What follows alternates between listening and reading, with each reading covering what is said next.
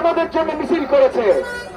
ভারতের বড় বড় বিশ্ববিদ্যালয় থেকে লম্বা লম্বা হাসিনা বিরোধী মিছিল বেরিয়েছে, যেখানে শুধু ভারতের একার দোষ না, হাসিনা সরকার যেটা দাঁড়া করিয়েছিল, তারা ভারতের হাতে এই ধরনের শক্তি তুলে দিয়েছিল। হাসিনা সরকারকে যখন আমরা টেনে নামিয়েছি, তখন ভারতের এই সম্পর্ক আর কোনদিন বাস্তবায়ন হবে না ইনশাআল্লাহ। তো ভারত এখন বোধহয় বুঝতে শুরু করেছে। 2 দিন আগে ভারতীয় ফরেন সেক্রেটারি বাংলাদেশের মাটি থেকে ঘুরে গেছেন। এই ডিপ্লোম্যাটিক যে মিশন থেকে উনি ঘুরে গেছেন, এখানে যে বার্তা দিয়ে গেছেন এবং এখান থেকে ফিরে যে তার দেশের পার্লামেন্টে যে বার্তা দিয়েছেন, তাতে আমরা ছোট্ট হলেও ইঙ্গিত পাই যে ভারত বাংলাদেশের সম্পর্ক এখন নতুন একটা ধারায় প্রবাহিত হওয়া শুরু করবে। আমরা এইটাই দেখতে চেয়েছিলাম।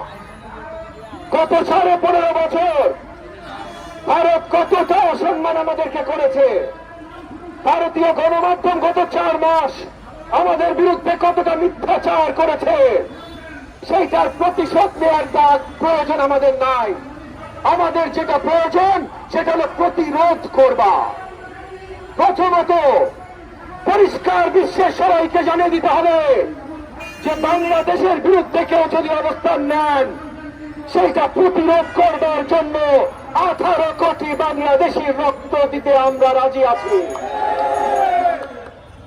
কাউকে এই দেশের সভরেন্টি নিয়ে প্রশ্ন তুলতে আমরা দিব না। বাংলাদেশকে নিয়ে যখন মিথ্যাচার হয়, সেইটার বিরুদ্ধে শক্তভাবে আমরা দাঁড়াবো এবং আমরা দাঁড়িয়েছি।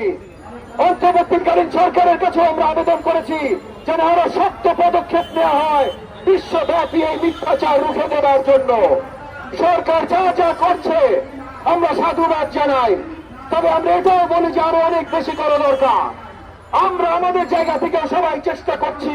আজকে উপস্থিত আমার গণমাধ্যমে অনেক ভাই বোনেরা আছেন, আপনাদের কাছে আমি আকুল আবেদন জানাচ্ছি, আপনারা আপনাদের জায়গা থেকে আমাদের দেশের সঠিক চিত্রটা বিশ্বব্যাপী তুলে ধরার জন্য কাজ করেন প্লিজ। বিশেষ করে বিদেশি ভাষায় পশ্চিমা দেশগুলোতে তুলে ধরাটা সবচেয়ে বেশি গুরুত্বপূর্ণ। এখন ভুলে গেলে চলবে না যে ভারতের মিডিয়া যেমন আমাদের বিরুদ্ধে কথা বলছে, বিজেপি সরকার যেমন আমাদের বিরুদ্ধে দাঁড়াতে চেষ্টা করছে, ভারতের জনগণ কিন্তু বিজেপি সরকার না। ভারতের জনগণ কিন্তু জুলাই আগস্ট মাসে আমাদের জন্য মিছিল করেছে। ভারতের বড় বড় বিশ্ববিদ্যালয় থেকে লম্বা লম্বা হাসিনা বিরোধী মিছিল বেরিয়েছে। আমরা যেমন করেছি, আমাদের সাথে সলিডারিটিতে ভারতের তরুণরাও করেছে।